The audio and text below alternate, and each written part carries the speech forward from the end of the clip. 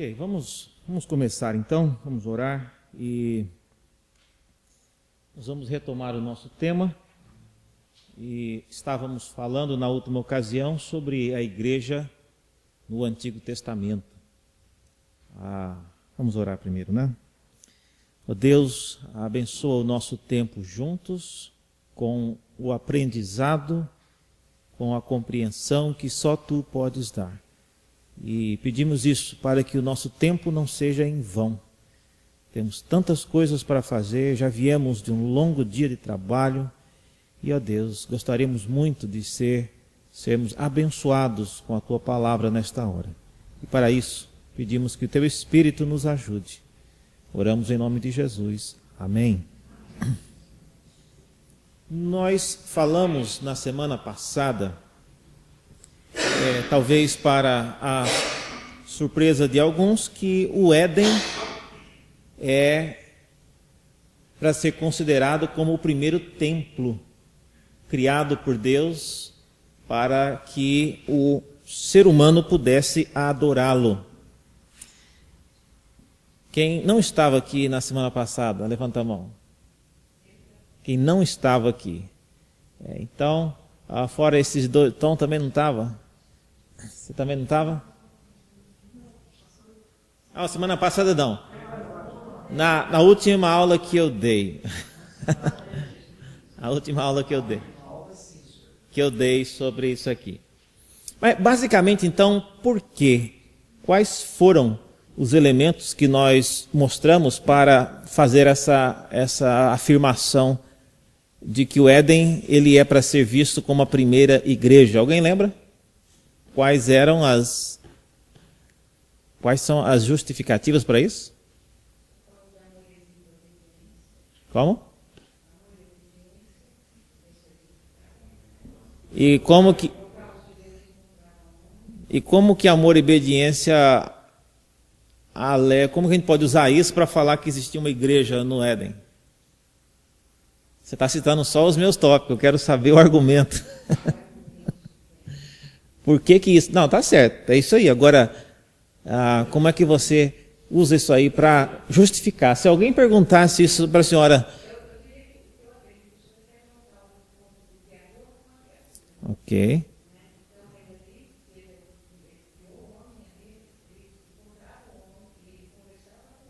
Uhum.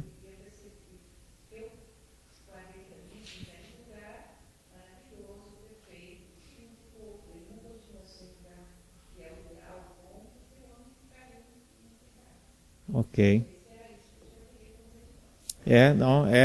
Nesse ponto aí era isso mesmo. Que mais? O que isso tem a ver com a igreja? Crescimento da igreja?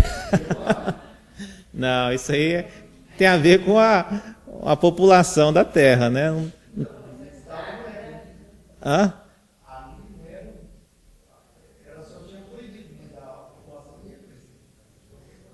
Sim, mas eu quero saber como que isso aí ajuda. Se alguém perguntar, se você fizesse essa afirmação aqui, olha, o Jardim do Éden é uma igreja. E a pessoa fala, então prova. Aí você fala, crescer e multiplicar. O que tem isso a ver com... Eu quero saber como é que isso ajuda a você provar isso aqui, de que a igreja, que o Éden era uma forma de igreja.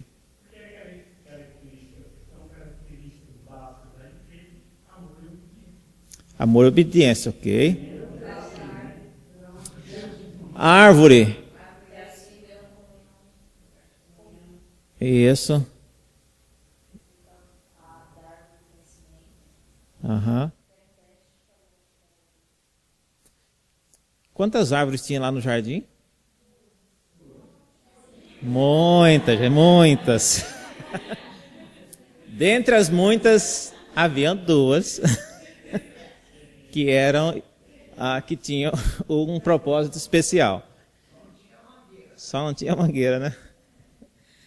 Então, basicamente, nós falamos que o Jardim do Éden é para ser entendido como um santuário, porque o ser humano ele não foi criado para morar só dentro do Jardim do Éden. E aí, Wilson, que entra a sua questão. Como que eu sei que o homem não foi criado só para viver só no Éden? porque Deus deu a ordem crescer e multiplicar e encher toda a terra, e não só o jardim. Então, o Éden, ele já foi visto desde o início como um local especial, onde Deus ele vinha, e diz o texto, na viração do dia, e ele conversava com o ser que ele criou. Ele fazia isso só com os seres humanos. Não temos notícia de Deus conversando com girafa e com nenhum outro animal. Ele conversava só com os homens, com o ser humano. Então, essa foi a nossa aula naquela ocasião. Hoje, eu gostaria de falar sobre a igreja nos dias de Caim e Abel, logo depois que eles saíram do Éden. Saíram não, foram convidados a sair, a se retirar, né? Por causa da queda de Adão e Eva. Diz o texto que após a queda, o acesso ao jardim, consequentemente o acesso a Deus, foi bloqueado pelos querubins que seguravam espadas, né, de fogo, como diz lá em Gênesis, no capítulo 3, no versículo 24, fala que havia querubins guardando a entrada do jardim do Éden. Então, nós não sabemos o que aconteceu com o jardim do Éden. Se ele existisse, não existe mais, ele seria mais ou menos onde hoje é Bagdá, né? Não tem nada de jardim de Éden por ali hoje. Mas, geograficamente, seria mais ou menos ali. Mas não existe mais o local. Sim.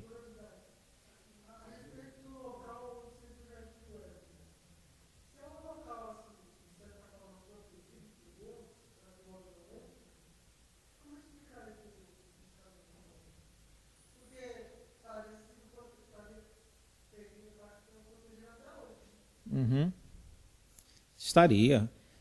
Eu não sei a resposta para isso, mas eu sei que o Éden era um lugar especial, com características especiais, mesmo porque esse local ele foi construído antes da queda e havia características do ser humano, características da natureza e várias coisas que possibilitava a comunhão de Deus com o ser humano ali, que depois da queda não possibilitavam mais. Por exemplo, logo depois que o homem caiu, a Escritura nos fala que os seus olhos abriram. Isso significa, não é a nossa aula hoje, por favor não pergunte nada sobre isso, mas isso significa que a partir da queda o homem começou a ver as coisas de uma perspectiva diferente. Ele começou a ver algo com novos olhos, vamos dizer assim. Então tudo isso fez daquele local um local diferente. E eles já começaram a ver coisas que não eram para eles verem.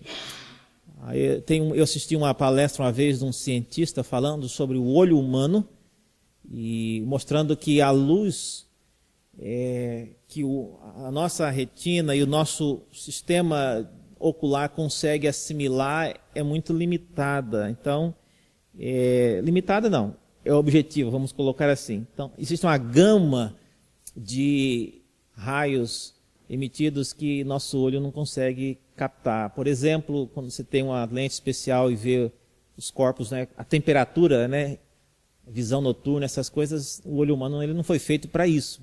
Então, existem muitas coisas que se nós tivéssemos capacidade de ver, nós veríamos. As ondas de transmissão de comunicação, né, celular, são coisas reais. Você transmite dinheiro na sua conta e essa informação passa pelo ar, né, e vai até... Então, isso tudo é coisa muito real, mas nossos olhos não conseguem ver. Então, quando o Jardim do Éden ele foi bloqueado, eu acredito que foi bloqueado muitas coisas que nós não temos mais acesso, não conseguimos mais ver por causa da nossa condição humana. Lembre-se quando houve a transfiguração, os céus se abriram e os apóstolos, os discípulos viram ali Jesus conversando com Moisés. Então, são coisas que nós, depois da queda, não conseguimos mais reaver.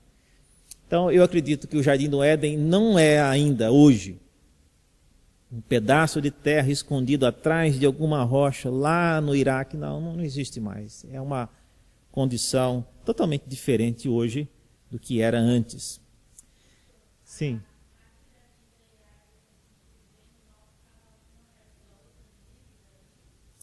Não, ela está perguntando se a árvore da vida e a árvore do conhecimento do bem e do mal ficava pertinho uma da outra no meio do jardim. Não.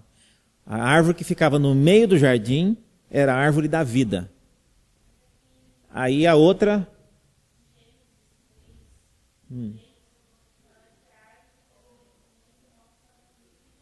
A do conhecimento do bem e do mal ficava no meio do jardim?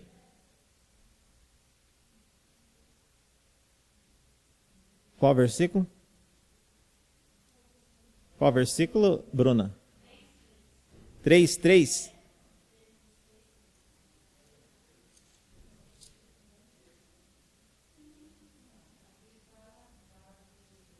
Não, é isso. Fala mais do fruto da árvore que está no meio do jardim. Disse Deus: não comereis, nem tocareis. É isso mesmo.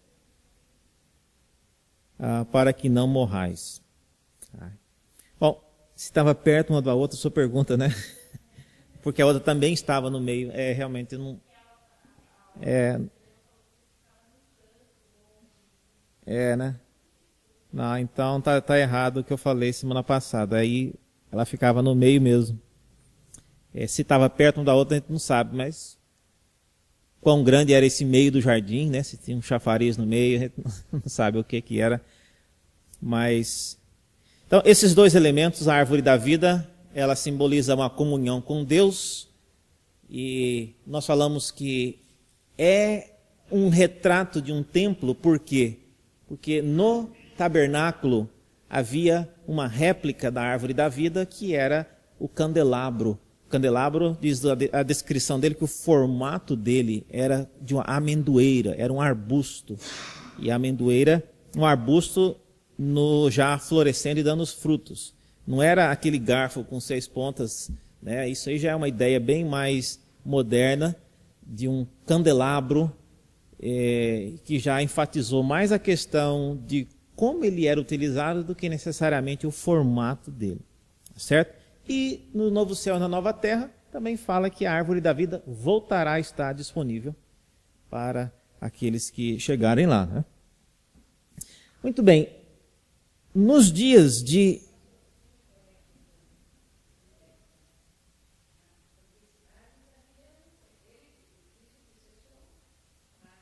Eu sou a videira.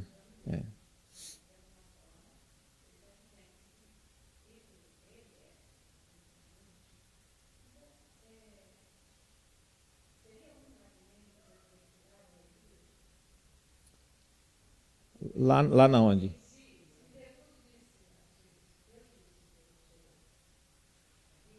Uhum.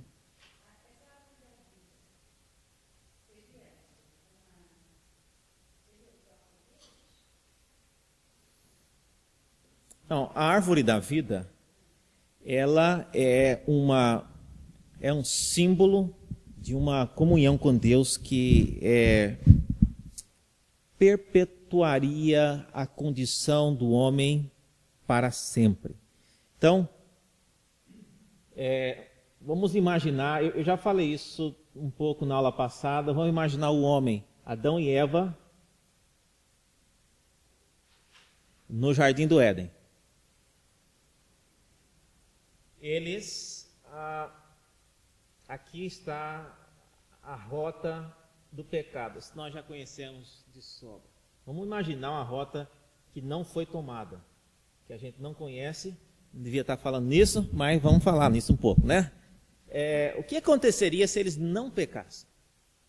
Se eles não comessem da árvore do conhecimento do bem e do mal, e seus olhos não tivessem sido abertos e eles não tivessem sido expulsos do jardim? O que aconteceria?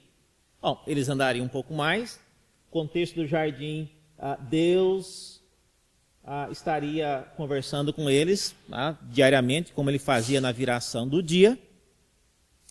E por acaso, ou não sabemos como, mas se eles tomassem naquela ocasião, vamos dizer que eles viessem a lançar mão da árvore da vida. Não da árvore do conhecimento do bem e do mal, mas a árvore da vida. O que aconteceria? Eles então teriam a vida eterna. Lembram-se que aqui, quando não tem pecado, eles não morrem. Eles só morrem por causa do pecado.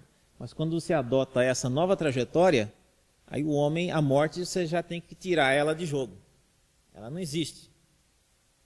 Então, se a morte não existe, o que mudaria no momento em que o homem tomasse do fruto da árvore da vida? Ele já é vivo, ele não morre, ele não tem pecado, ele não precisa de salvação.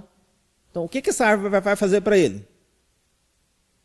O que ela vai fazer para ele, possivelmente, é o que aconteceu, a gente sabe, com os anjos, cuja situação e a condição deles perante Deus já é uma coisa definitiva. Os que caíram, caíram e não voltam mais, e os que não caíram permanecem firmes para sempre. A condição deles já é uma condição resolvida. O que seria então essa árvore? Essa árvore, pelo jeito e como ela sumiu, ela não foi arrancada, era, como eu disse, era um símbolo. Ela envolvia de alguma forma a presença ou a comunhão com Cristo.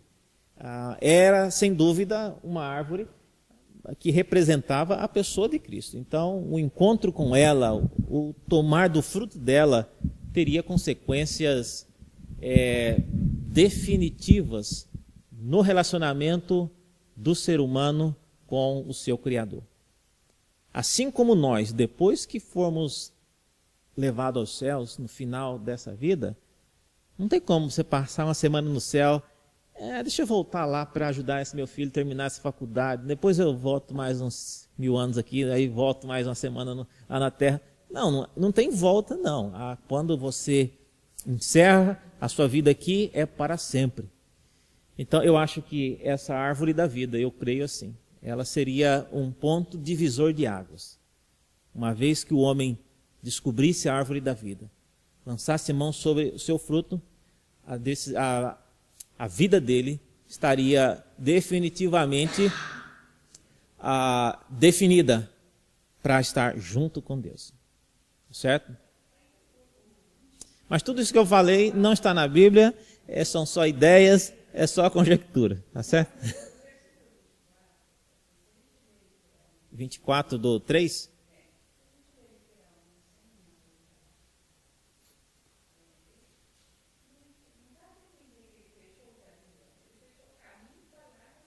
Aham.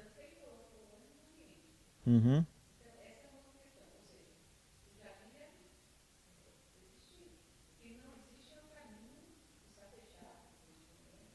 Uhum.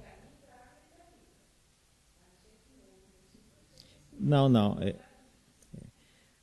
O jardim, como jardim, ele é especial por causa da presença dessas duas árvores aí. E é isso exatamente que faz desse local um local distinto de outros lugares da terra.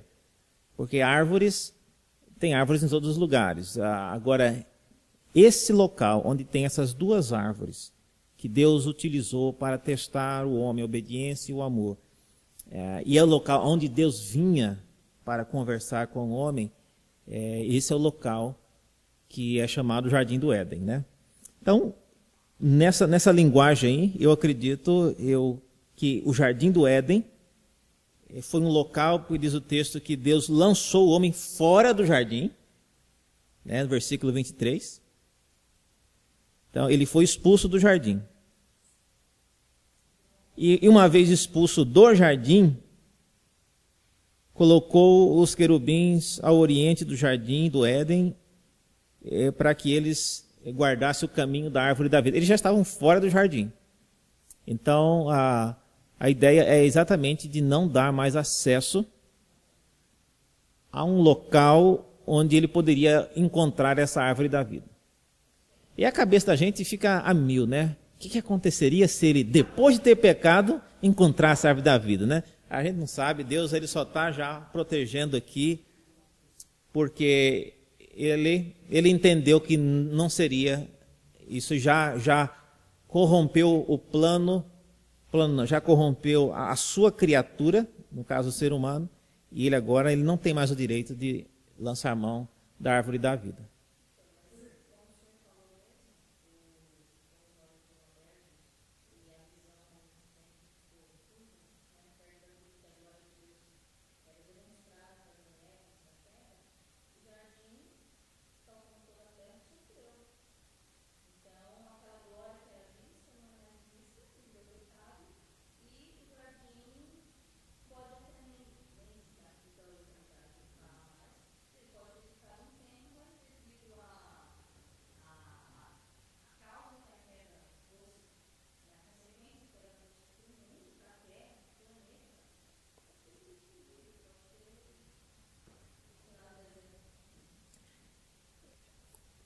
Como eu disse, no Iraque hoje tem poucos lugares que se candidatam para Jardim do Éden. Eu nunca fui no Iraque, não, mas eu conheço muitas fotos e tenho estudado a região. Eu não acho que ainda haja um paraíso escondido dentro daquele território. Mas você mencionou uma coisa, que quando o homem pecou, os olhos dele, não é que as coisas no jardim elas se deterioraram. Os seus olhos é que começaram a ver coisas de maneira diferente. Tá? E é interessante que use, por exemplo, a questão da criança. A criança, quando ela é ainda jovem, ela vê as coisas sem malícia. Os mesmos olhos que conseguem detectar movimentos e luz, cores e tudo mais, ele não tem a malícia. Não, a malícia de olhar para uma coisa e ter ideias maliciosas.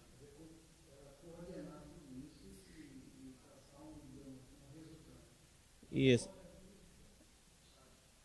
Não, aí quando ela cresce, ela olha para as mesmas coisas que ela olhava, mas agora ela já tem, né, a malícia de imaginar coisas erradas, ela consegue perceber a ironia, ela consegue perceber a promiscuidade, coisas que ela não conseguia.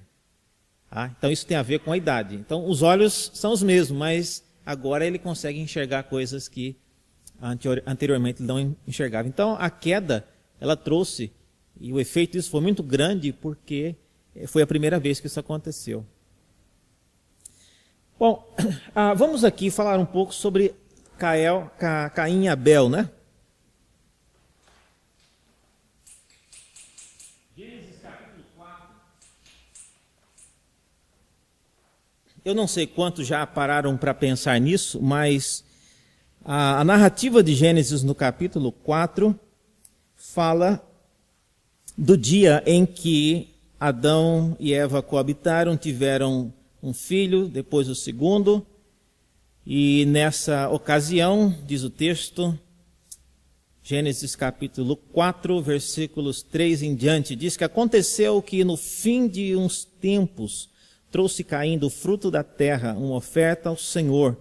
Abel, por sua vez, trouxe das primícias do seu rebanho e da gordura deste. Agradou-se o Senhor de Abel e de sua oferta, ao passo que de Caim e de sua oferta não se agradou. Esse contexto em que Abel e Caim e eles estão, não é um contexto de que estavam brincando de fazer oferta enquanto eles eram crianças. Isso aqui, gente, é um contexto litúrgico. Eles estão trazendo ofertas para comparecer diante de Deus. Eles estão vindo, cumprindo um mandamento do Senhor, de quando comparecendo na presença de Deus para serem aceitos, eles precisavam oferecer sacrifícios. Então é essa a ideia. Eles não estão aqui simplesmente, o que nós vamos fazer hoje, Abel? Não sei, está parado o dia, né? Que tal a gente fazer uma oferta ao Senhor? Vamos lá. Não é esse o contexto. Eles estão buscando, e aliás, quando eles são avaliados naquilo que eles trouxeram, fica claro que eles estão cumprindo, então, um mandamento, estão cumprindo uma orientação. Então, o capítulo, essa narrativa inteira, ela fala de um contexto litúrgico, um contexto onde o povo de Deus, naquele tempo ainda muito pequeno, apenas os filhos de Adão, eles vinham agora para comparecer diante de Deus. Então, isso é já a semente daquilo que vai ser a igreja, o ajuntamento do povo de Deus mais para frente. A chegar-se diante de Deus com ofertas, com sacrifícios e com o coração preparado.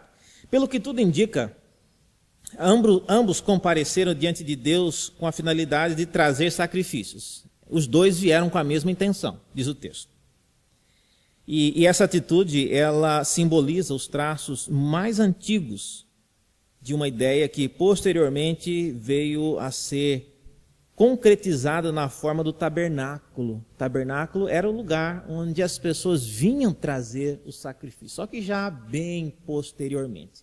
O que eu quero que vocês entendam, então, hoje é que aqui, nesse episódio de Abel e Caim, já tem a forma incipiente daquilo que seria a igreja mais para frente.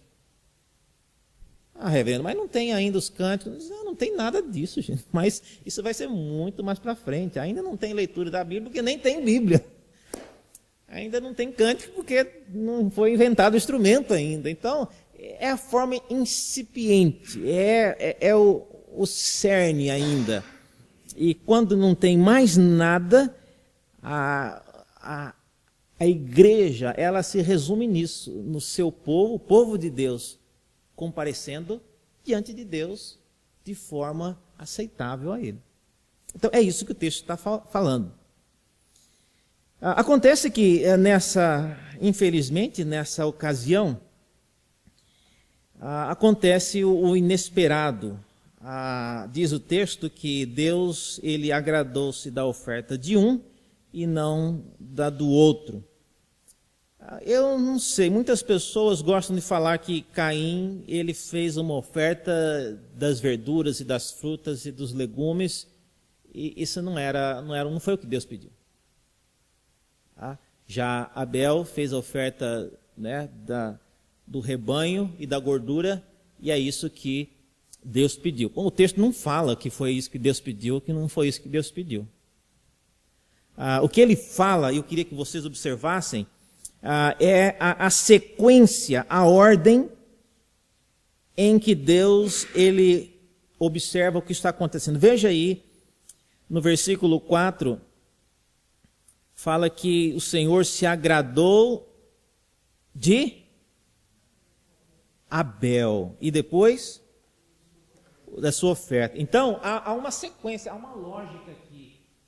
Antes de Deus olhar para a oferta, ele olha para o ofertante. Então, aqui está o ofertante e aqui está a oferta.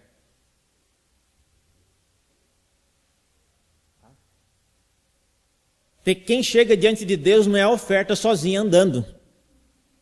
Quem chega diante de Deus é um ofertante, é um ser humano que Deus criou.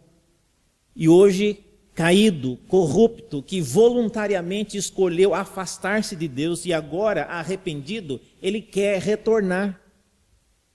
Então, o gesto de um oferecimento, de um sacrifício, ele é poderoso, é alguém realmente vindo diante de Deus com a intenção de ser aceito diante de Deus. Não é simplesmente uma visita à tarde para Deus, não é simplesmente passar em frente da casa de Deus, é muito mais sério que isso. É você, no caso que eles estão fazendo, procurando ser aceitos diante de Deus. Mas por que eles iriam fazer isso? Eles iriam fazer isso, irmãos, porque o homem foi criado para isso. O ser humano foi criado para prestar culto a Deus. Pelo menos no 7º dia. Deus criou o mundo em 6 dias e no 7º diz a Bíblia que ele descansou e abençoou aquele dia para que nele ele pudesse ter comunhão com a criatura que ele fez, a sua imagem e semelhança. Então, o ser humano, Ele pode inventar todo tipo de moda para se ocupar, mas mais cedo ou mais tarde ele vai querer adorar alguma coisa. Se não for Deus, ele vai adorar outra coisa. Então é parte da natureza humana envolver-se com algo que não está limitado a essa nossa existência. Então o ser humano é o único ser que tem ambições que vão além do seu mundo, e ele pensa em coisas, ele pensa no que pode ter sido antes dele nascer, como será depois que ele morrer. Os animais não pensam nada disso, eles vivem tranquilos as vidas deles e não estão nem aí com nada. Mas nós, seres humanos, não fomos criados para isso. Nós somos criados para viver eternamente com Deus, e por isso a gente sonha com essas coisas. Ali primeiro...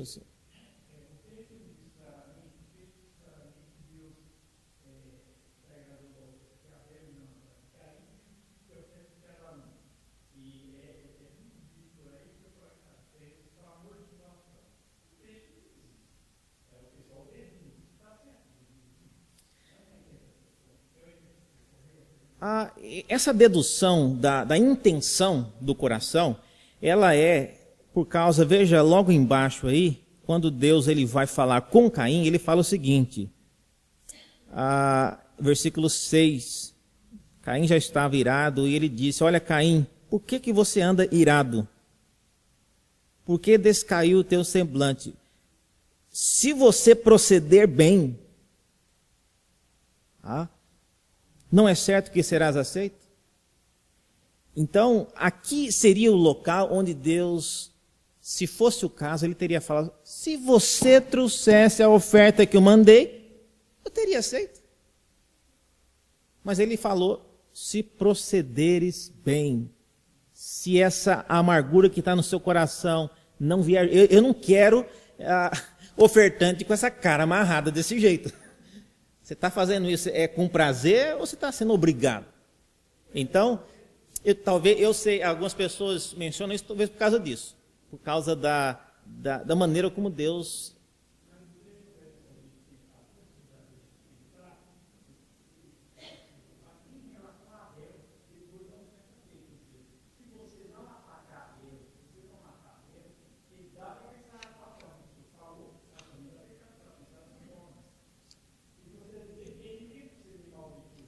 Uhum.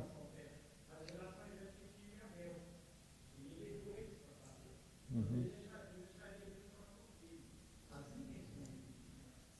Bom, a opção aqui são duas. A primeira é de que Deus está falando, se você proceder bem, significa oferecer o sacrifício que eu pedi.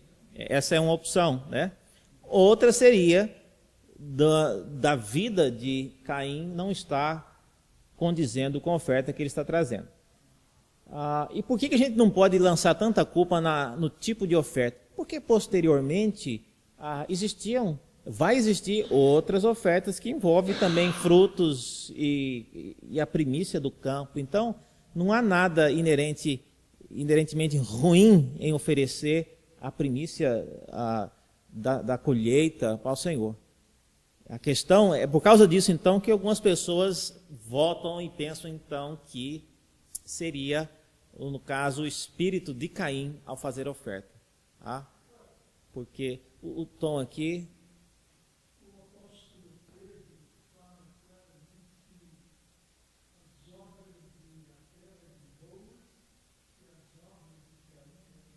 Uhum.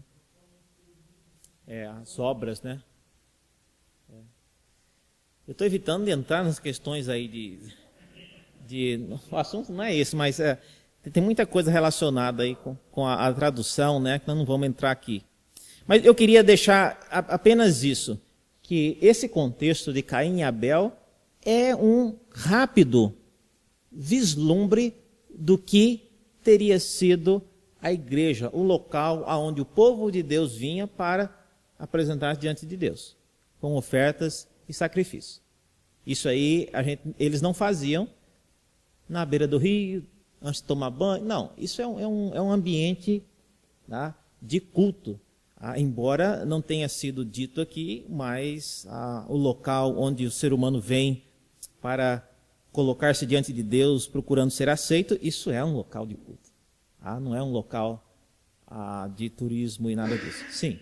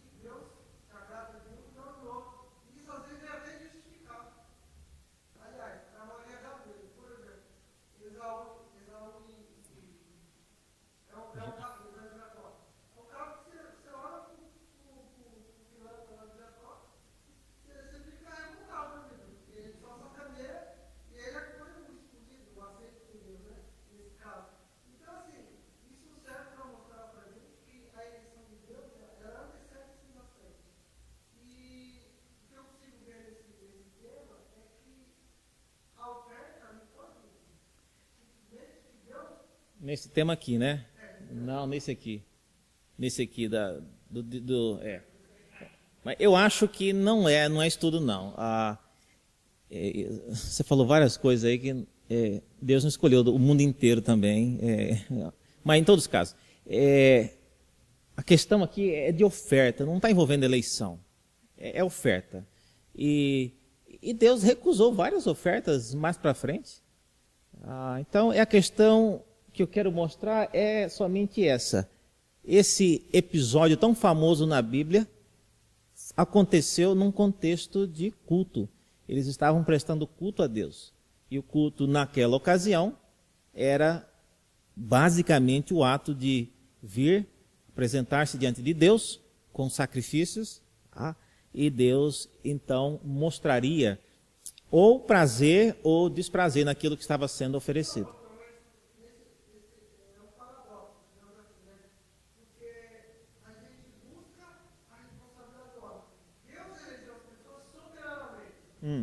Contra isso não há o que fazer. Só que, se Deus não te elegeu, em certo momento da sua vida, você vai cair. Mas o que isso tem a ver com a oferta? Isso que eu quero saber. Então, por exemplo, se ele teve outras continuações no coração, é porque certamente ele não foi ele. Eu acho que quando a pessoa o eleito, ele pode ser eleito por Deus antes da fundação do mundo, mas pelos primeiros 20 anos da vida dele, ofertar só de maneira errada. E no final, nos últimos anos, nem que for no último dia da vida dele, ele resolveu fazer a coisa certa. Então, a eleição não garante que a pessoa irá, como a gente diz lá em Cuiabá, de mamando a caducando, ser um ofertante perfeito. Não. Vocês não conhecem a expressão? De mamando a caducando, né? Ou seja, desde pequeno até... De mamando até caducando. É a vida inteira, né? Bom, muito bem, gente. Isso é um detalhe, nós não vamos nos ater muito nisso. Vamos voltar agora os nossos olhos para um período que talvez muitos ainda não tenham atinado, mas que é o período do grande avivamento nos dias de Enos. Está lá em Êxodo capítulo 4, capítulo 5 em diante, mas...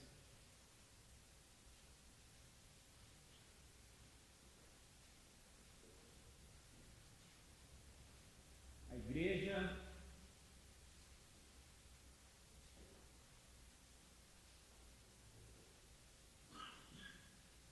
Nos dias de Enos. Lá no capítulo 4, no versículo 26, diz assim: Sete nasceu-lhe também um filho, qual lhe pôs o nome de Enos, e daí se começou a invocar o nome do Senhor. Sublinhe essa informação, isso é muito... 4:26. 4:26. Eu falei Êxodo? Ixi. Então, desculpa, é Gênesis. Gênesis. Isso. E por falar em Êxodo, Felipe, lá na pregação que você colocar no site, está lá, Êxodo 42, de 1 a 10. É 2 de 1 a 10. O sermão lá do... Gênesis 4:26. Esse é um texto, gente, maravilhoso. Eu gostaria de ter tempo para mostrar tudo o que aconteceu aqui nesses dias. Mas, basicamente, o que está acontecendo aqui é um grande avivamento nos dias de Enos. Ao ponto da narrativa bíblica chegar a dizer isso, que a partir dos dias quando esse indivíduo nasceu, Enos, diz aí que o povo, de uma maneira geral, eles começaram a invocar o nome do Senhor. Então, o que significa isso? A atitude de invocar, ela caracteriza basicamente aquilo que, durante todo o período do Antigo Testamento, vai marcar a igreja. Nos patriarcas, por exemplo, eles sempre fizeram isso, levantavam um altar e invocavam o nome do Senhor. E essa prática, como uma prática divulgada e não uma coisa individualizada, ela começou a acontecer a partir de Enos, diz o texto. E essa reunião de pessoas com interesse de buscar a Deus, ela, mais especificamente, naqueles dias se tornou uma prática que ficou associada com a pessoa e com a geração de Enos. A maior prova de que isso eu não estou criando aqui, encontrando chifre, na cabeça de cavalo, é que essa tendência e esse gesto de buscar a Deus, de invocar a Deus, demorou muito tempo, irmãos. Porque 387 anos depois, ou seja, é só você ler aqui a genealogia de Adão. Você vai começar a contar, e eu já contei para você, 387 anos, nasceu um tataraneto de Enos, e o seu nome era Enoque. E diz o texto que esse indivíduo andava tão bem com Deus, que Deus resolveu levá-lo. 387 anos depois, que era o pai de Metusalém. Então você vê que não era simplesmente um modismo, uma tendência passageira, demorou algumas gerações. É óbvio que naquele tempo eles viviam 900, 800 anos, mas mesmo assim não foi uma coisa passageira. Veja lá, por exemplo, isso que eu falei de Enoque está no capítulo 5, no versículo 24. Alguém leia, por favor.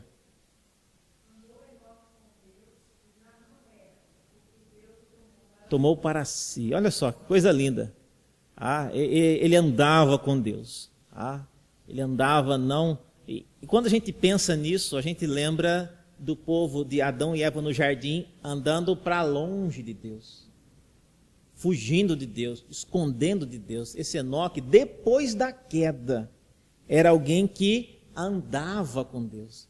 Então, aqui está acontecendo o inverso, uma geração que voltou a ter prazer em andar com o Senhor. Já não era a mesma caminhada como quando o Senhor caminhava com o ser humano na viração do dia no Jardim do Éden. Não era a mesma coisa, mas era bem melhor do que muita coisa que vai acontecer já, nos dias de Noé. Então, isso foi uma coisa importante, não foi uma coisa passageira. E se nós pudéssemos, então, definir a igreja nos dias de Enos, eu diria que era uma igreja que aprendeu a virtude de andar com Deus. aprendeu a invocar a Deus. Não sabemos se eles cantavam, se eles reuniam, se eles faziam leitura responsiva ou se eles sentavam. O que a gente sabe e o que é importante é que eles invocavam a Deus e eles andavam com Deus. Agora, você já pensou o que significa andar com Deus? Não deve ser só andar nos preceitos do Senhor. Porque o fato de Deus ter levado Enoque para si é algo real e concreto. Ele não levou para si figuradamente. Ele levou mesmo o homem. Então, a caminhada com Deus também devia ser uma coisa concreta. E aí você começa a pensar, será que Deus, de fato, ele se manifestava de uma forma teofânica, na forma de um anjo, de um ser, e ele caminhava, de fato, com Enoque, conversando com esse homem pelos caminhos da vida? Eu não tenho dificuldade em pensar nisso, haja vista o que vai acontecer posteriormente, nos dias de Abraão. O Senhor Deus, ele aparecia, aliás, essa vai ser a inovação na igreja no período patriarcal. O Senhor, ele aparece mais. Ele aparece mais. Mas aqui, então, Enoque, ele foi alguém conhecido, e a sua geração foi conhecida por uma geração que invocava o nome do Senhor. E um dos mais ilustres deles, de tanto andar próximo e com o Senhor, Deus tomou para si. É algo importante para ser observado nessa geração. Lembrando também que nós falamos que quando Deus estava no jardim e que aconteceu a queda, foi Deus quem chamou Adão e Eva. Agora, depois que ele sai no jardim, é o homem agora, ser humano, que chama Deus, certo? Nós não fazemos isso na igreja presbiteriana e às vezes nem percebemos que fazemos, nós fazemos. Que a gente entra na igreja, senta e às vezes o pastor fala assim, nós vamos invocar o nome do Senhor. E eu queria convidar a igreja a juntos, vamos invocar o nome do Senhor. Eu creio que nós, às vezes, não entendemos ou perdemos a noção da seriedade disso. Porque o fato de você estar nesse lugar, de você estar sentado, chegado na hora, e sabe ler o que está projetando, sabe cantar o que vai ser cantado, não necessariamente significa que você está da mesma maneira que todo mundo está na presença de Deus. Você é responsável. Você tem que buscar a Deus. E como que você faz isso? É uma coisa que parece mecânica, mas ela é necessária. Tá? É como se alguém tivesse lhe ofendido, o seu esposo ou o seu filho, alguém, e ele resolvesse pensar, não, eu já estou arrependido. Mas então fala que você está. Não, mas eu já estou. O que importa é que eu já estou arrependido. Eu não preciso de falar que eu estou, eu não preciso de pedir perdão. O que importa é o que está no meu coração. E eu estou arrependido, pronto, eu não vou te pedir perdão pelo que eu fiz. O que você acha disso? Está errado, não está? Está errado. Da mesma maneira, você está aqui na igreja, você está pronto, eu já estou aqui, velho. Já não inventa moda, não vou invocar ninguém, não. A questão é que você tem que chegar diante de Deus, Senhor, ser propício a mim. Abre meu coração e prepare a minha vida. Essa deve ser a oração de todo aquele que entra na casa de Deus. E é por isso que às vezes a gente precisava ter um momento mais calmo ao chegar na igreja e ter o tempo para a gente invocar a presença de Deus. Mas Deus já está em todo lugar, reverendo. Para que invocá-lo? Não precisa invocar, não. Ele já está. Invocando ou não, ele vai estar aqui. Ele vai estar aqui, mas não vai estar na sua vida. A questão é essa. Não leve simplesmente... eu estou sentado de um lado do homem que eu sei que Deus está com ele. Então eu vou pegar o sinal mais forte. Não funciona assim.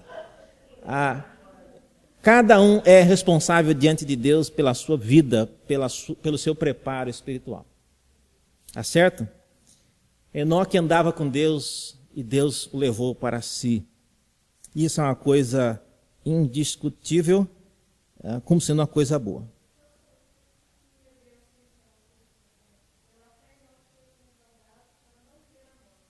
Uhum.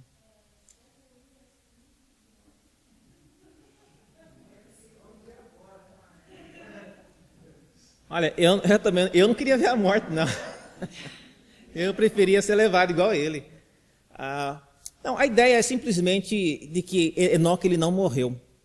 Ele passou desse estágio da vida para estar com Deus sem morrer. O mesmo aconteceu possivelmente com Elias. Moisés, ele morreu, mas ninguém sabe onde foi enterrado, né? Então, para a sombra das dúvidas, ele estava lá junto com Elias na transfiguração. Então a gente não sabe o que aconteceu com Moisés. Mas isso é um detalhe. O fato é que Enoque ele foi levado para estar com Deus. E quando fala aí que ele não viu a morte, é mais nesse sentido. Ele passou dessa vida para a vida com Deus sem passar pela morte. Tá certo? Ele era um ser mortal, porque ele era pecador. Mas ao ter sido levado para estar com Deus, a sua situação, ela concretizou para sempre o que eu e você aguardamos ainda. Ou quando Cristo voltar, ou quando nós morrermos. Sim.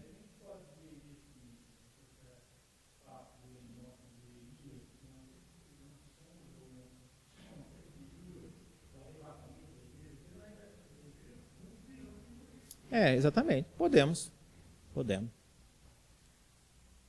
Sim.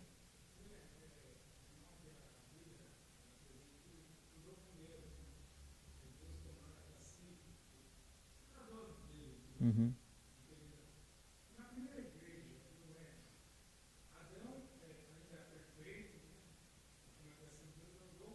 Uhum.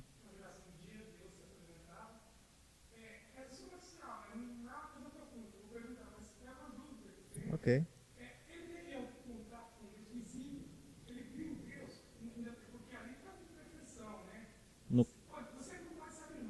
No caso, Adão, você quer saber?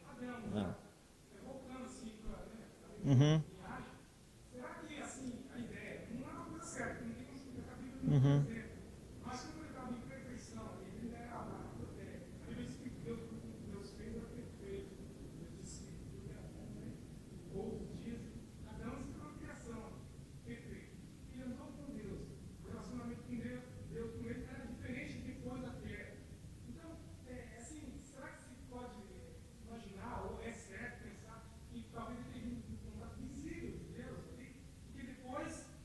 Depois não.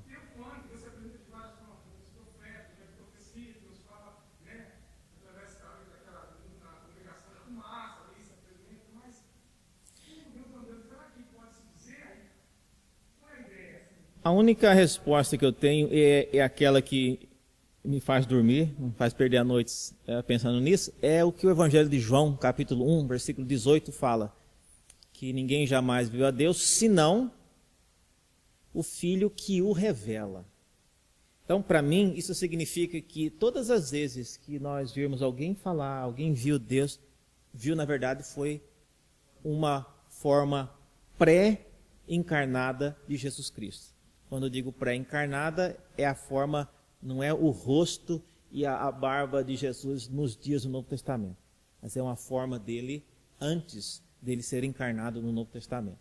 Tá certo? Então, essa é a pergunta realmente interessante, e o que Adão viu e os olhos com os quais ele viu a Deus é algo que ninguém mais vai poder ver. Né?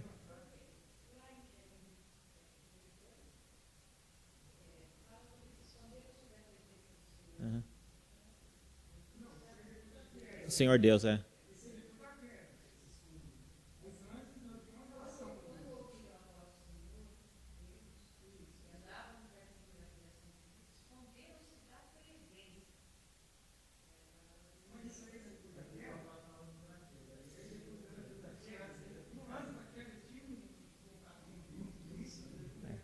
Agora, é interessante essa pergunta, porque fica claro que a igreja, tanto no Antigo quanto no Novo Testamento, o item principal não é ver a Deus.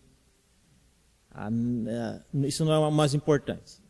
O importante é você ter comunhão com Deus, é você comparecer na presença dele de forma aceitável.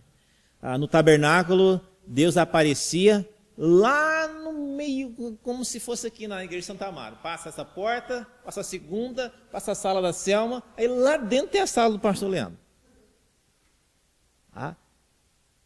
Por que não aparece logo aqui para todo mundo ver? É aparecer lá dentro, socado 2 portas para dentro, em um lugar que entrava uma pessoa uma vez por ano. É lá que ele aparecia. Então, a ideia de ver a Deus não é uma coisa central, não é a coisa mais importante, mas comparecer diante de Deus, ter comunhão com Ele, e comunhão com Ele é através de ouvir a sua voz por meio das Escrituras, por meio dos seus profetas, você literalmente, conversando com Ele. Algumas pessoas no Antigo Testamento tinham longos diálogos com Deus, então é isso que caracterizava a igreja no Antigo Testamento até aqui.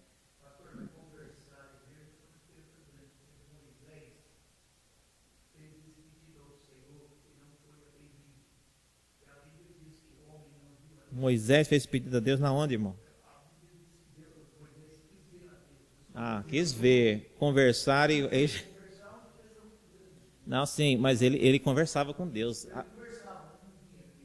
Aliás, Deus fala que é a única pessoa a respeito de quem é dito que falava com Deus face a face, como um amigo fala com... Mas aquele é outro caso. Aquele ali, ele queria ver a glória de Deus. Mas não pode... Ele deixou ver as costas? Ele deixou ver as costas. Wilson, não cabe a nós falar o que pode e o que não pode. Se Deus quis mostrar as costas...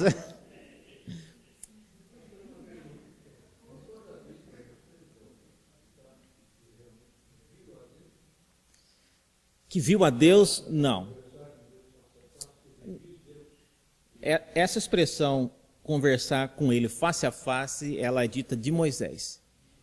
Ele fala que não só isso, nós já estamos encerrando, fala que ele conversava com Deus face a face, como um amigo fala com seu amigo.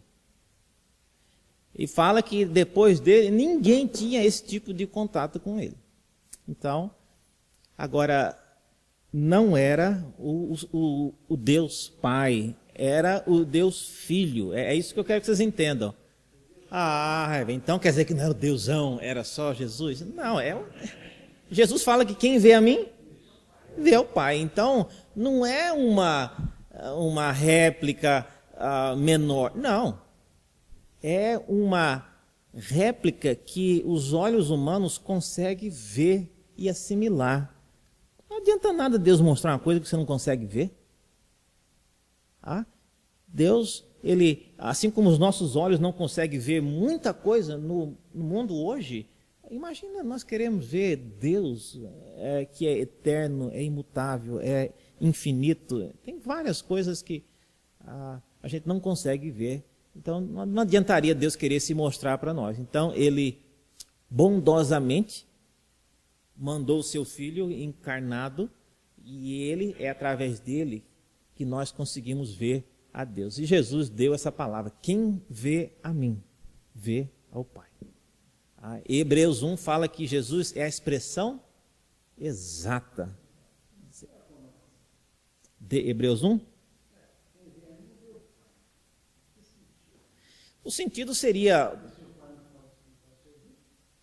Ele está falando que não queira, e você não precisa procurar um exemplo mais concreto de quem é o Pai do que aquilo que você está vendo em mim. Então, E tá...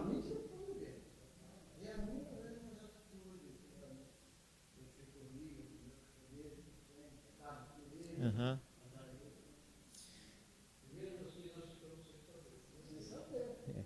Ah,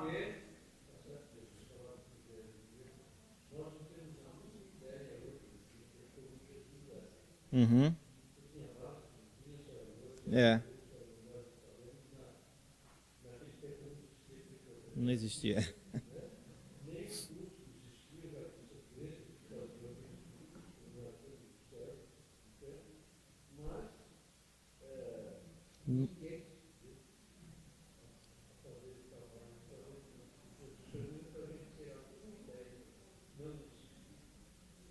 Uhum.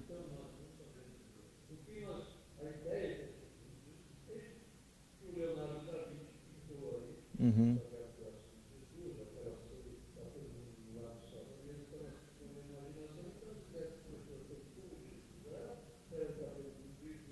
É. É, não é nada. É.